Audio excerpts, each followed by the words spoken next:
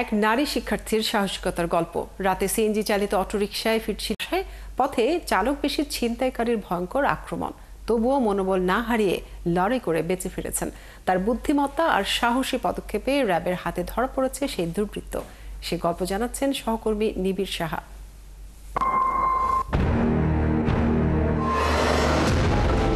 21 September রাত উত্তরার একটি রেস্টুরেন্ট থেকে বের হন একজন নারী শিক্ষার্থী। ভাড়া করেন সিএনজি চালিত একটি অটোরিকশা। বান্ধবীকে সঙ্গে নিয়ে বাসার উদ্দেশ্যে রওনা দেন তিনি। কিছু দূর এগিয়ে হাউস বিল্ডিং এলাকায় নামিয়ে দেন বান্ধবীকে।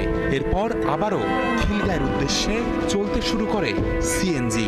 যাত্রী শুধু ওই শিক্ষার্থী।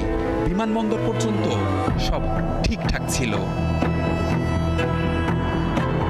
কিন্তু বিমানবন্দর পার হওয়ার পরই ওই শিক্ষার্থীর জীবনে ঘটে এক নারকীয় ঘটনা।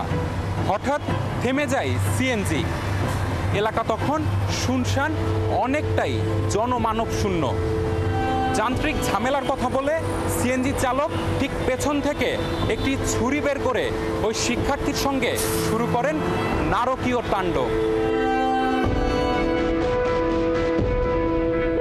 ঘটনার বিবরণ জানিয়ে ওই শিক্ষার্থীর মা জানান, সিএনজি চালক পেছনের দরজা খুলে ঢুকে পড়েন ভেতরে। ধারালো ছুরি ধরেন গলায়, জোরপূর্বক চেতনানাশক ঔষধ খাওয়ানোর চেষ্টাও করেন। তবে ওই শিক্ষার্থী কৌশলে তা প্রতিরোধ শুরু করেন। চলে ধস্তাধস্তি। এক পর্যায়ে ছুরি দিয়ে গলায় আঘাত করতে গেলে সেটি গিয়ে লাগে তার বাম হাতে। মুহূর্তেই রক্তে ভিজে যায় তার পোশাক ও জুতা। শেষ পর্যন্ত হাল ছাড়েনি ওই শিক্ষার্থী। সিটে লাগাই দিতে চাইছিল, পারে নাই। আমার মেয়ে লাঠি দিয়ে সিটে খুলছে। পরে ও কি করছে, ওরে লাঠি দিয়ে সরায়, এরপর ও দৌড় মারছে সামনের দিকে, মানে হেল্প চাইতেছে সবার। ওখানে অনেক গাড়ি টাড়ি চলতেছিল, ওখানে কেউ থামায় নেই। পরে একজন হুন্ডা সামনে এসে বলছে যে আপু কি হয়েছে। পরে উনি আবার বলছে আমার মেয়ে, তখন উনি আবার ঢাকা মেডিকেল নিয়ে যায় আর কি। যাত্রার আগে ড্রাইভারের আচরণ সন্দেহজনক মনে হলে সিএনজিটির নম্বর প্লেটের এই ছবিটি তার মুঠোফোনে ধারণ করে রাখেন ভুক্তভোগী শিক্ষার্থী।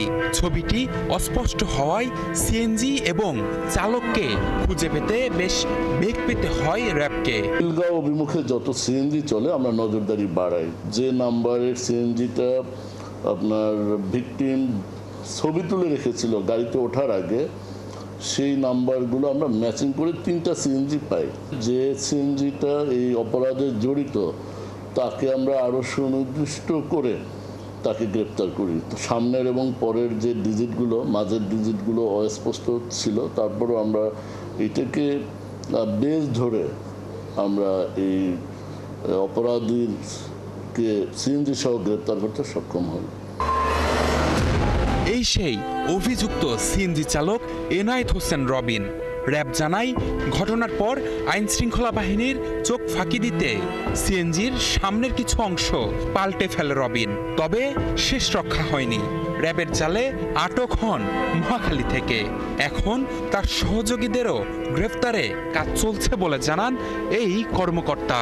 এবং আমরা ধারণা করছি এর সাথে আরও সহযোগী রয়েছে এবং এরা দীর্ঘদিন ধরে এই ধরনের অপরাধে এরা জড়িত। এটা তদন্ত অব্যাহত রয়েছে, আমরা এটা ফলো আপ অপারেশন করব।